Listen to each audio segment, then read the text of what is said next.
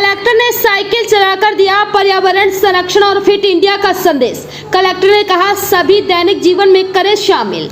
जी हां, मऊगंज कलेक्टर संजय जैन आज मंगलवार की सुबह अपने सरकारी आवास से साइकिल चलाकर कलेक्ट्रेट पहुंचे। कलेक्टर के साथ उनके कार्यालय के कर्मचारी साइकिल रैली में शामिल हुए। कलेक्टर श्री जैन ने बताया कि रीवा कमिश्नर बीएस जामोद द्वारा संभाग में पर्यावरण संरक्षण के उद्देश्य से प्रशासन द्वारा साइकिल रैली निकालकर लोगों को सकारात्मक संदेश की दिशा में एक बड़ी पहल शुरू की गई। उन्होंने कहा साइकिल चलाना एक बेहतरीन उपाय है। साइकिल चलाने से न केवल व्यक्तिगत स्वास्थ्य में सुधार होता है बल्कि यह पर्यावरण को भी लाभ पहुंचाता है। साइकिल चलाने से वायु प्रदूषण कम होता है। कलेक्टर ने कहा इस तरह से उनका यह अभियान आगे भी जारी रहेगा और हर मंगलवार को वे अपने साइकिल से कलेक्ट्रेट आएंगे।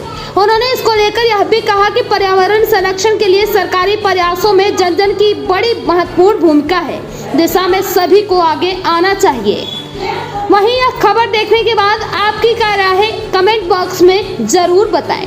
ऐसी ही और भी तमाम छोटी बड़ी खबरों को देखने के लिए बने रहे हमारे साथ और देखते रहे जागरण प्लस न्यूज चैनल पर। राजेश दुबे स्पेशल रिपोर्टर की खास रिपोर्ट। बेसिकली ये सर्वविदित है कि पर्यावरणीय असंतुलन विश्व में सब जगह है एंड ईंधन की भी व्यापक रूप से कमी हो और ईंधन का भी अनावश्यक दुरुपयोग ना हो और ईंधन की भी बचत रहे। एंड ये हमारे माननीय संभागायुक्त महोदय का एक अभिनव पहल है जिसमें उन्होंने Tuesday is the bicycle day के नाम से एक उन्होंने अभियान चलाया है।